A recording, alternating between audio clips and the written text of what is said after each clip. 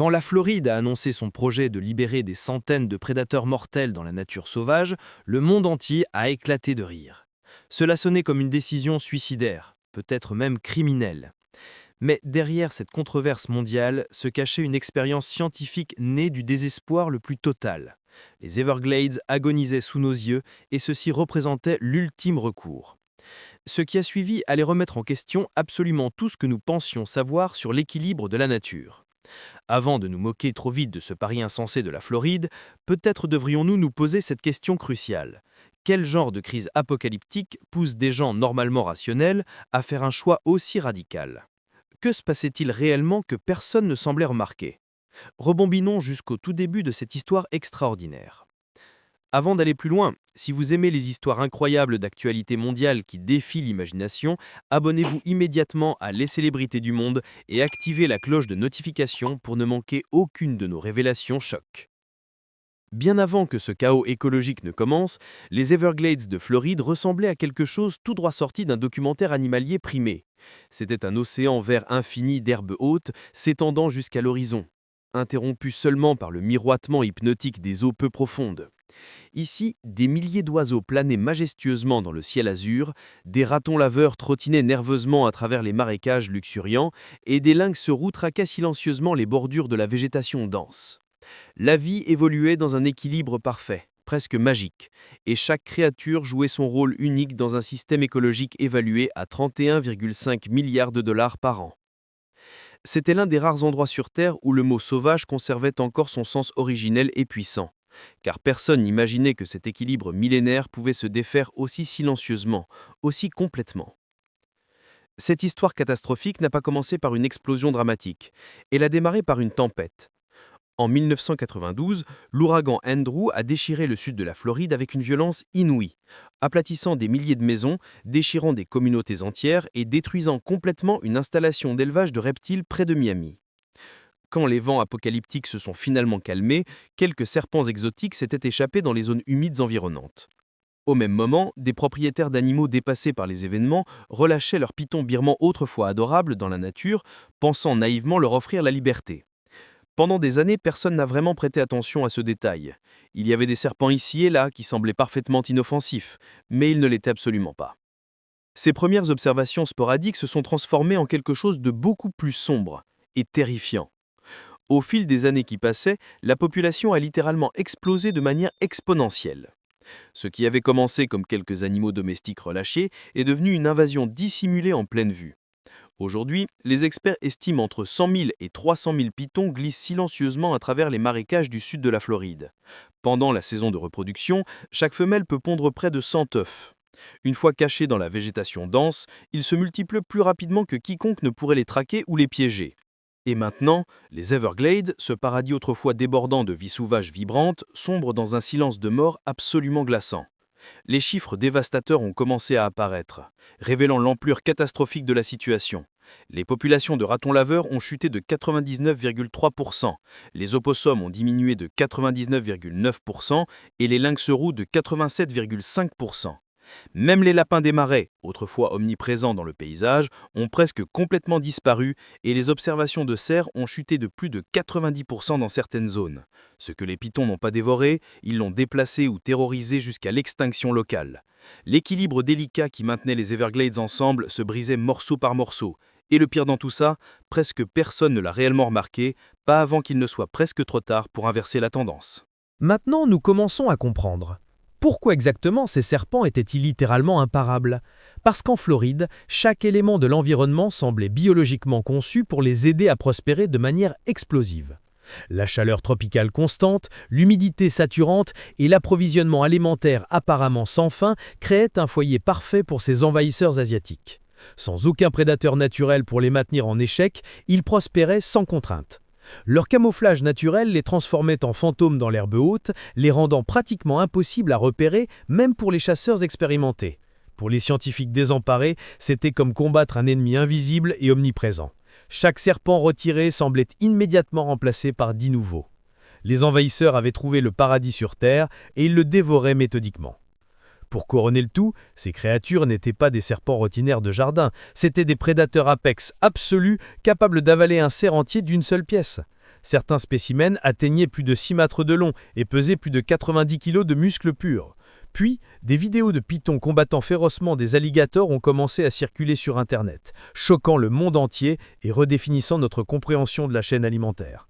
Dans un réseau trophique autrefois dominé par les prédateurs natifs, le python avait violemment pris le trône. Ce qui symbolisait jadis la beauté sauvage de la Floride se transformait désormais dans un champ de bataille écologique et la nature perdait la guerre de manière catastrophique. Même ainsi, les enjeux économiques et écologiques dépassaient largement la simple faune. Les Everglades, avec leur valeur écosystémique de 31,5 milliards de dollars, soutiennent le tourisme régional, la pêche commerciale et le contrôle des inondations pour des millions d'habitants. Pourtant, année après année, la menace python grandissait de manière exponentielle. Les chercheurs et chasseurs ont capturé plus de 23 000 serpents depuis le début des opérations, mais cela représente à peine 1% de ce qui se cache réellement là-bas. Le reste demeure invisible, se reproduisant silencieusement, se propageant inexorablement et dévorant tout sur son passage. Le marécage qui pulsait autrefois de vie résonne maintenant d'une absence terrifiante. Et alors que les autorités cherchaient désespérément des solutions viables, rien ne semblait fonctionner durablement. L'écosystème s'effondrait de l'intérieur et les rires moqueurs concernant l'idée folle de la Floride de riposter allaient bientôt se transformer en silence embarrassé. La vraie blague était que pendant que tout le monde se moquait du plan, l'apocalypse écologique était déjà arrivée. Elle n'était pas bruyante ou enflammée comme dans les films catastrophes. Elle était silencieuse, rampante et terriblement réelle. Pendant des années, les gens croyaient fermement qu'il devait exister un moyen de reprendre les Everglades aux envahisseurs, ce qui est venu ensuite à prouver à quel point cet espoir était naïf et mal placé. Au début, la réponse de la Floride à l'invasion pythonienne ressemblait à quelque chose tout droit sorti d'un film d'aventure hollywoodien. Les autorités ont ouvert les portes aux chasseurs professionnels, aux scientifiques courageux et à quiconque était assez brave pour patauger dans des kilomètres de marécages infestés à la recherche des envahisseurs glissants. En 2013, un événement de 10 jours appelé le Florida Python Challenge, qui sonnait à la fois audacieux et désespéré, a vu le jour. Des centaines de personnes se sont présentées, armées de trèpes sophistiquées, de crochets professionnels et de nerfs d'acier, prêtes à accomplir ce que des décennies de politique gouvernementale n'avaient pu faire. En 2024, c'était devenu un spectacle annuel médiatisé. Cette année seulement, 857 participants venus de partout aux États-Unis et même du Canada se sont présentés pour affronter les résidents les plus notoires des Everglades. Ils ont capturé 195 pythons birmans, faisant les gros titres et récoltant une salve d'applaudissements du public. Le gagnant est reparti avec un grand prix de 10 000 $, salué comme un héros dans la lutte pour sauver le cœur sauvage de la Floride. Pendant un bref instant, il semblait que la victoire finale pourrait enfin être à portée de main. Mais comme il s'est avéré, les chiffres cachaient une vérité beaucoup plus d'ombre. Un an plus tard, la compétition de 2025 a battu de nouveaux records impressionnants. Le meilleur chasseur, Taylor Stanbury, a capturé environ 60 pythons, littéralement le total le plus élevé de l'histoire de l'événement. Au total, les participants ont sorti 294 serpents, un chiffre qui sonnait énorme jusqu'à ce que vous réalisiez à quel point il était minuscule comparé aux dizaines de milliers encore en liberté et se reproduisant. Les Everglades ne guérissaient pas du tout, elles soufflaient. Et les pythons se multipliaient plus vite que n'importe qui ne pouvait les compter ou même les imaginer. Pour compenser ce déficit alarmant, l'État a fait appel à des professionnels d'élite. Le district de gestion des eaux du sud de la Floride a engagé une douzaine de chasseurs d'élite, payés à l'heure pour traquer les marécages toute l'année sans interruption. Ce n'étaient pas des aventuriers du week-end cherchant le thrill, c'étaient des chasseurs de pythons de carrière, armés de tout ce que la science moderne pouvait offrir. Pourtant, les serpents semblaient toujours avoir une longueur d'avance stratégique. Alors la Floride a tenté quelque chose de complètement nouveau. Une guerre technologique de haute précision. Des ingénieurs ont conçu des lapins robotiques sophistiqués qui émettaient de la chaleur corporelle et des odeurs pour tromper les pythons et les faire frapper. Des équipes canines ont été minutieusement entraînées pour flairer les pistes olfactives reptiliennes dans la végétation dense. Des drones planaient au-dessus des zones humides, scannant méthodiquement chaque mouvement suspect. Les biologistes de la faune ont même attaché des colliers GPS miniatures sur des ratons laveurs et des opossums pour traquer où les prédateurs pourraient se tapir. Certaines des expériences les plus audacieuses impliquaient l'utilisation de serpents éclaireurs équipés de minuscules émetteurs radio pour conduire les chercheurs vers les femelles reproductrices cachées. C'était un jeu d'échecs écologique d'une complexité inouïe, un jeu que les humains étaient déterminés à gagner à tout prix. Pourtant, plus ils combattaient avec acharnement, plus vite les serpents semblaient se propager géographiquement. Depuis 2017, les entrepreneurs ont retiré plus de 23 000 pythons de la nature sauvage. Cela sonne exceptionnellement impressionnant jusqu'à ce que vous appreniez que les experts croient que cela représente moins d'1% de la population totale estimée. Même les campagnes de retrait massif coordonnées ont à peine fait une égratignure dans le problème. Chaque fois qu'un chasseur en sortait un, des douzaines d'autres éclosaient quelque part ailleurs dans l'immensité des marécages. C'était comme essayer de vider l'océan avec un seau percé. La frustration collective était difficile à dissimuler. Des années d'efforts acharnés, des milliards de dollars en financement public et une liste interminable d'expériences scientifiques avaient conduit à la même vérité déchirante: les pitons n'allaient nulle part.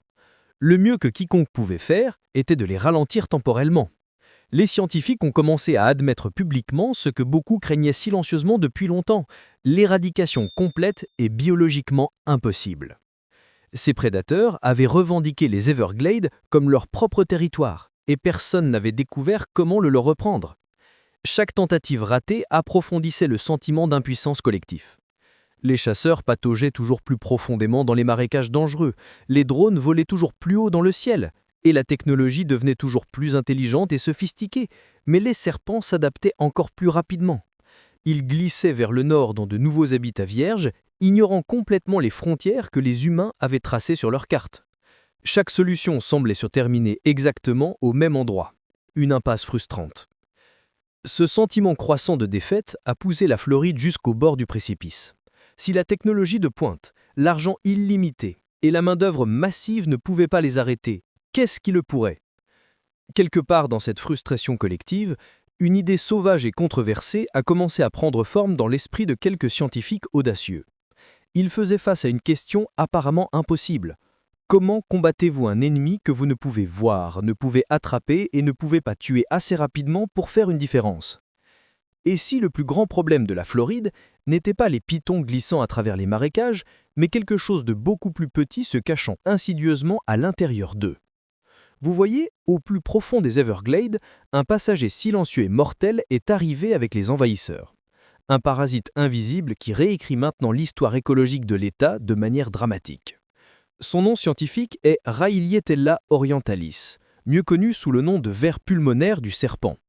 Étant donné que les pitons attirent normalement toute l'attention médiatique, ce parasite apporte silencieusement un type de chaos entièrement nouveau et imprévisible. Tout a commencé avec un autostoppeur microscopique que personne ne pouvait voir à l'œil nu. Le ver pulmonaire est originaire d'Asie, voyageant clandestinement avec les pitons birmans avant qu'ils ne trouvent leur chemin dans la nature sauvage floridienne. Une fois que les serpents se sont installés confortablement, le parasite s'est glissé dans la chaîne alimentaire locale comme s'il attendait ce moment depuis des millions d'évolutions. Premièrement, les excréments de pitons transportaient les œufs microscopiques du ver dans le marécage. Puis, les cafards se nourrissaient voracement de ces déchets contaminés. Puis, les lézards et les fregons mangeaient les cafards infectés. Ensuite, quand les serpents natifs chassaient ces petites proies, ils avalaient la vraie menace mortelle sans jamais le savoir ni le réaliser. À l'intérieur du corps du serpent hôte, les larves commençaient leur voyage biologique destructeur. Elles perçaient la paroi de l'estomac et migraient vers les poumons où elles grandissaient rapidement et se nourrissaient de tissus vivants. Pour beaucoup de serpents natifs, en particulier les plus petits et les plus vulnérables, cette infection est absolument brutale et souvent mortelle. Les vers se nourrissent goulûment de sang et de tissus pulmonaires, étouffant lentement l'animal de l'intérieur. La respiration devient une lutte constante, l'énergie s'évanouit progressivement, et certains serpents meurent simplement de faim parce qu'ils ne peuvent plus chasser efficacement. Les lézards horrifiés ont découvert des serpents souffrant de pneumonie sévère, de lésions pulmonaires ouvertes et dans certains cas atroces, de douzaines de vers rampant littéralement hors de leur bouche. Ce n'est pas quelque chose que vous oubliez une fois que vous l'avez vu de vos propres yeux. Le vrai choc est venu quand les scientifiques ont découvert jusqu'où le ver pulmonaire s'était propagé géographiquement. 18 espèces de serpents natifs en Floride ont déjà été infectées, et la portée du parasite s'étend maintenant à travers des douzaines de comtés. Certains rapports indiquent qu'il a atteint aussi loin que Jacksonville et même vers le Penhandle. Les pitons avaient peut-être commencé cette invasion parasitaire, mais le ver pulmonaire n'attend plus qu'eux pour se propager. Il se déplace maintenant à travers les serpents natifs de Floride de manière complètement indépendante, et c'est la partie vraiment terrifiante de cette histoire. Quand les serpents natifs disparaissent massivement, l'équilibre écologique s'effondre en cascade. Les rongeurs se multiplient sans contrôle, les petits prédateurs perdent leur source de nourriture principale, et l'effet domino secoue des écosystèmes entiers de manière imprévisible. Ces serpents sont bien plus qu'un simple acteur de second plan dans le paysage. Ils sont le contrôle antiparasite naturel, la proie essentielle et le prédateur régulateur tout en un. Les scientifiques craignent profondément que même si tous les pitons étaient miraculeusement retirés demain matin, le ver pulmonaire resterait définitivement. Il est ici, vivant et prospère dans les espèces mêmes censées maintenir l'équilibre sauvage de la Floride. Cependant, il y a une tournure étrange et mystérieuse dans cette histoire sombre. Le mocassin d'eau de Floride, une vipère à fosse native, semble résister miraculeusement à l'attaque du parasite. Personne ne sait pourquoi avec certitude. Est-ce génétique, le régime alimentaire, une immunité naturelle développée au fil du temps évolutif? Quelle que soit la raison biologique, c'est l'un des rares mystères pleins d'espoir dans un tableau autrement absolument sinistre. Ce qui a commencé comme une bataille contre des serpents géants s'est transformé en quelque chose de bien plus compliqué et insidieux. Un envahisseur invisible se propage maintenant plus rapidement que le prédateur qu'il a apporté ici initialement. Aucun remède, aucun traitement et aucun moyen clair de l'arrêter définitivement. Chaque serpent infecté signifie plus de parasites relâchés dans la nature. Et chaque mort laisse l'écosystème encore plus faible et déséquilibré. La guerre de la Floride contre les pitons était déjà extrêmement difficile. Maintenant, elle combat un ennemi trop minuscule pour être vu à l'œil nu et qui n'ira nulle part de sitôt. L'État pensait faire face à un problème de prédateurs invasifs. Au lieu de cela, il pourrait assister à la naissance lente d'une peste entièrement nouvelle. Plus la crise s'approfondissait de manière dramatique, plus les idées devenaient audacieuses et controversées. Et un plan en particulier a poussé les limites absolues de la crédibilité. Quand la nouvelle a éclaté dans les médias internationaux, cela ressemblait à quelque chose tout droit sorti d'un sketch de comédie nocturne absurde. Les autorités floridiennes ont annoncé qu'elles libéraient des centaines de serpents indigos de l'Est, une espèce native non venimeuse, dans la nature sauvage pour aider à combattre la crise des pitons invasifs de l'État. Le titre à lui seul a déclenché une tempête médiatique mondiale. En quelques heures seulement, les réseaux sociaux ont été inondés de blagues sarcastiques, de mèmes hilarants et d'incrédulité totale. La Floride n'a-t-elle pas déjà assez de serpents? Combattre des serpents avec encore plus de serpents? Qu'est-ce qui pourrait mal tourner dans ce scénario? D'autres l'ont comparé au désastre de la mangouste à Hawaï, où une tentative de résoudre un problème a fini par en créer un bien plus gros et incontrôlable. Pour de nombreux Floridiens exaspérés, cela ressemblait à un autre épisode de la longue histoire d'étranges décisions concernant la faune de l'État. Les médias ont rapidement alimenté la frénésie collective. Certains publiaient des titres qui donnaient l'impression d'un film de science-fiction de série B. Les talk-shows transformaient l'annonce en matériel comique, tandis que des résidents anxieux demandaient si leurs animaux de compagnie et leurs enfants seraient en sécurité. Même quelques enthousiastes de la faune ont haussé les sourcils avec scepticisme, se demandant si l'État avait complètement perdu la raison. Le scepticisme s'est propagé plus rapidement que les serpents ne pourraient jamais le faire physiquement. Pourquoi quelqu'un penserait-il logiquement qu'ajouter encore plus de serpents était la solution miracle? Pour la personne moyenne, cela semblait absurde, plus comme un plan condamné avant même de commencer. Même quelques conservationnistes respectés ont hésité à le défendre publiquement. Après tout, l'optique n'était vraiment pas excellente. La Floride avait passé des années à essayer désespérément de tuer des serpents, et maintenant elle en libérait volontairement? Les contradictions flagrantes faisaient du plan une cible facile pour la moquerie mondiale. Ce qui peu de gens réalisaient cependant, c'est que le serpent indigo de l'Est n'était pas le méchant de cette histoire écologique. Il avait été le héros manquant depuis le début. Autrefois commun dans tout le sud-est américain, le serpent indigo avait presque complètement disparu en raison de la perte massive d'habitat et de la surcollecte pour le commerce d'animaux exotiques. Pourtant, cette espèce détenait quelque chose que personne ne pouvait ignorer. C'était le chasseur de pitons naturel de la nature elle-même. L'indigo mange d'autres serpents, y compris les venimeux, et il le fait sans la moindre peur ni hésitation. Les ricettes moqueurs étaient assourdissantes, mais la vérité scientifique derrière le plan l'était encore plus. La Floride n'agissait pas par désespoir aveugle, elle prenait une mesure calculée et audacieuse vers le rééquilibrage d'une nature sauvage brisée. Et alors que la moquerie collective s'estompait progressivement, une question persistait dans l'air. La réponse au plus grand cauchemar écologique de la Floride pourrait-elle vraiment venir d'un autre serpent? Continuez à regarder. Au plus profond des forêts de pins du sud-est américain, un souverain silencieux se déplaçait autrefois à travers la végétation dense. Seuls quelques-uns privilégiés l'ont jamais vu de leurs propres yeux.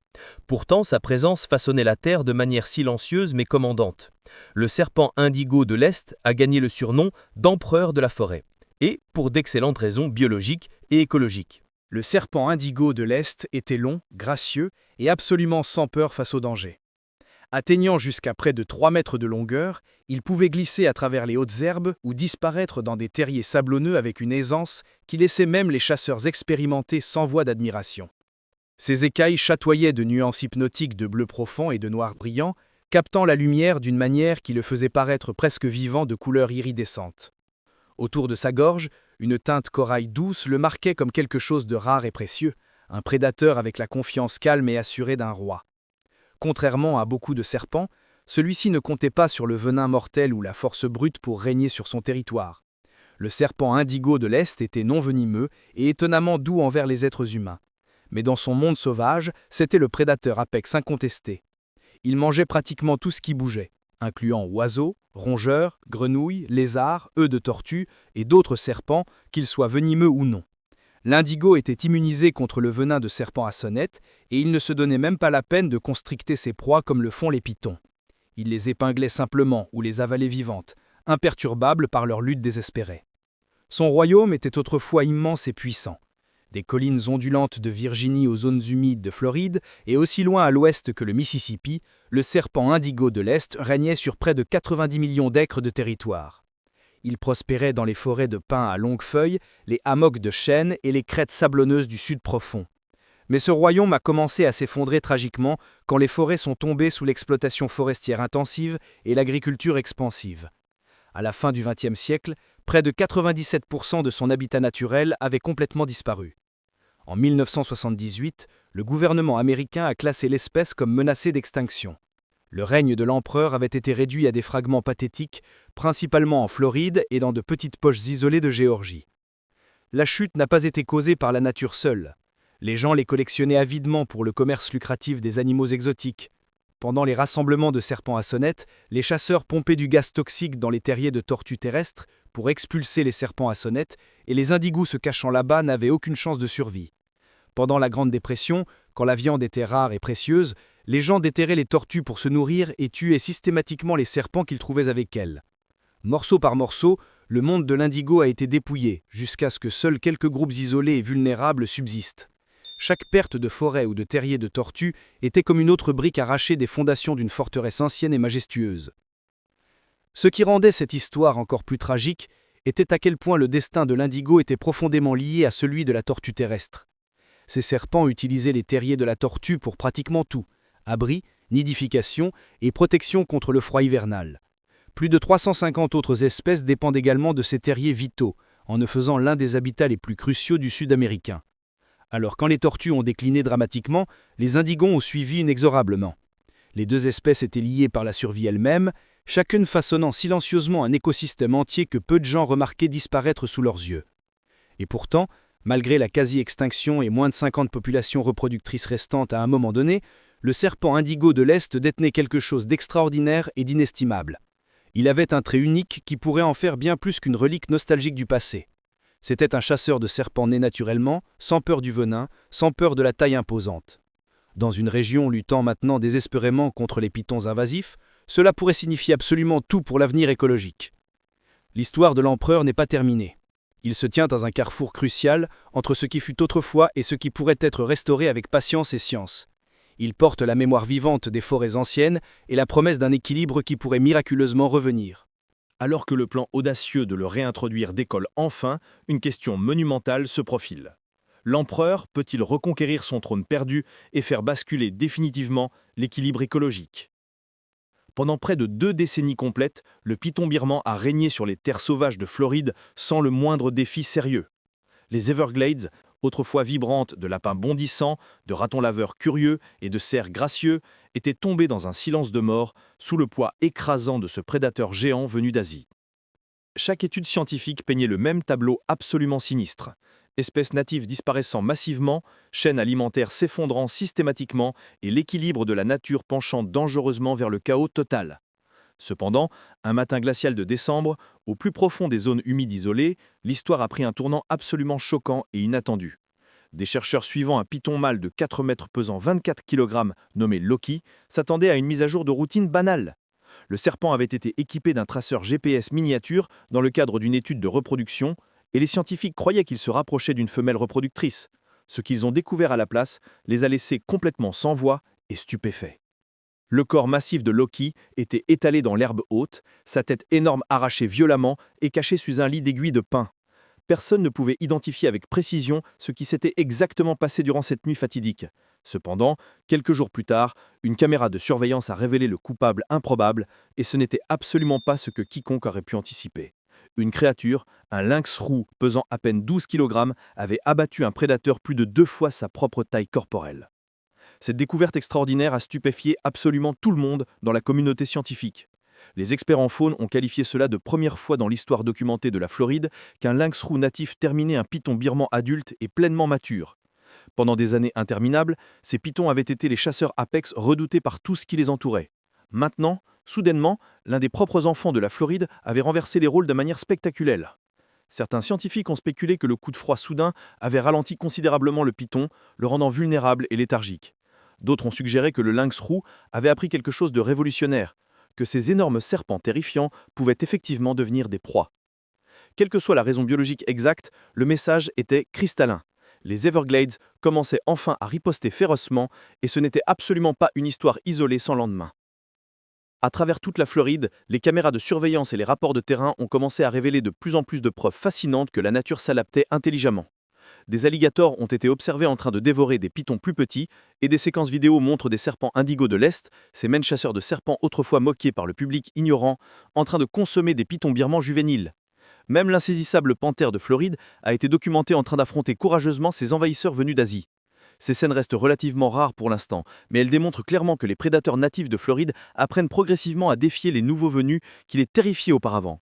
Pendant des années interminables, les pythons semblaient littéralement imparables et invincibles.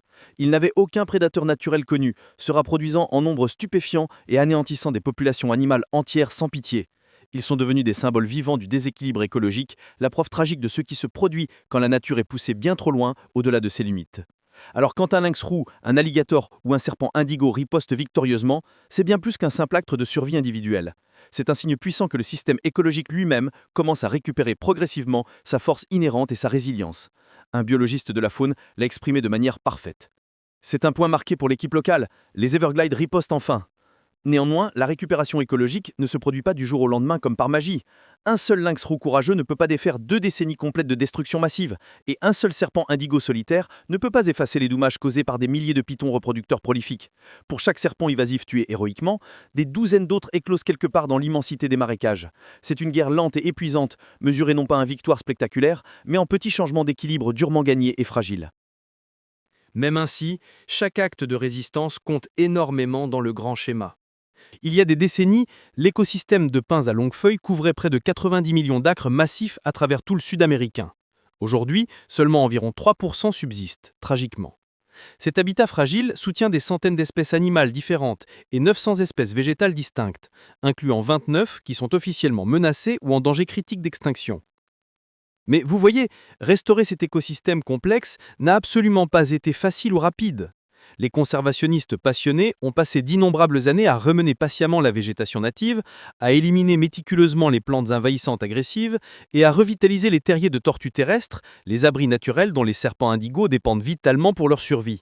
Maintenant, avec des serpents nés naturellement rampant à travers ces mêmes terriers historiques, il est absolument clair que la Terre répond positivement et biologiquement.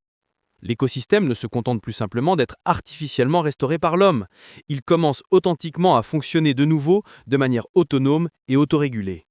Et la Floride n'est pas le seul endroit témoin de ce retour miraculeux et inspirant.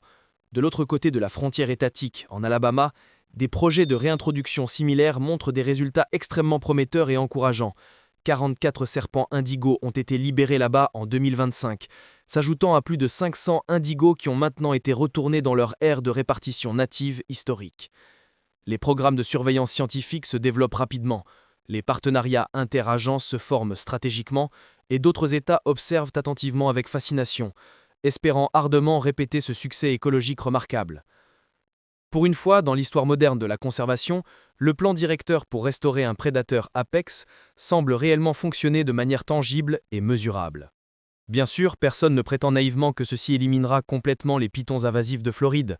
Les indigos ne peuvent pas les éliminer totalement et définitivement. Je veux dire, aucune espèce unique ne le pourrait jamais réalistiquement. Ce qu'ils peuvent accomplir de manière significative, c'est changer progressivement l'équilibre écologique global. Ils mangent les jeunes pitons vulnérables, rivalisent directement pour les ressources alimentaires et reprennent des parties entières de l'écosystème qui avaient été jetées complètement hors d'équilibre. Ce n'est pas une solution magique à serpent unique, c'est une partie intégrante d'une correction écologique beaucoup plus grande, beaucoup plus naturelle et holistique. En fin de compte, ce qui a stupéfait le monde entier n'était pas simplement que le serpent indigo de l'Est pouvait physiquement abattre un python envahissant, c'était qu'un effort de restauration écologique, construit patiemment sur la science rigoureuse et la confiance profonde en la nature, a réellement fonctionné contre toute attente.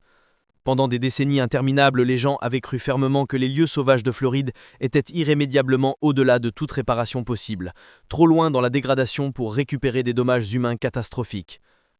L'idée même de libérer stratégiquement plus de serpents dans un endroit déjà grouillant littéralement de serpents invasifs sonnait complètement ridicule et irresponsable aux oreilles du public. Pourtant, ce qui semblait initialement de la folie pure est devenu l'une des histoires de succès de conservation les plus inspirantes et émouvantes de l'histoire récente mondiale. L'ironie persiste encore aujourd'hui de manière palpable. Les gens se moquaient impitoyablement de la décision de libérer des indigos tout en applaudissant bruyamment les chasseurs de primes de pythons, ne réalisant absolument pas que les deux côtés combattaient passionnément pour exactement le même objectif ultime de restauration. Les chasseurs se concentraient pragmatiquement sur le contrôle immédiat des populations, tandis que les scientifiques se concentraient stratégiquement sur le rétablissement de l'équilibre naturel à long terme. Et ensemble, en combinant leurs efforts complémentaires, ils ont commencé progressivement à restaurer un système écologique qui s'était effondré catastrophiquement. Ce que la Floride a compris intuitivement très tôt était à la fois simple et profondément sage sur le plan écologique. Cela signifie fondamentalement que vous ne pouvez absolument pas réparer des problèmes écologiques complexes avec des solutions simplistes et superficielles. Vous devez reconstruire patiemment le système naturel pièce par pièce, organisme par organisme, jusqu'à ce qu'il puisse finalement se guérir lui-même de manière autonome et durable. Mais même alors que les caméras de surveillance continuent de capturer de nouvelles vies en mouvement constant, ce succès fragile et précieux peut-il croître suffisamment fort pour durer indéfiniment ? Et les indigos peuvent-ils établir une population véritablement autosuffisante qui ne nécessitera plus jamais d'intervention humaine directe ? Faites-nous savoir vos réflexions profondes dans les commentaires ci-dessous. Et n'oubliez surtout pas de liker massivement, de vous abonner fidèlement à Les Célébrités du Monde et de partager généreusement cette histoire extraordinaire. Pour profiter de plus de contenu fascinant comme celui-ci, cliquez immédiatement sur la prochaine vidéo apparaissant sur votre écran maintenant.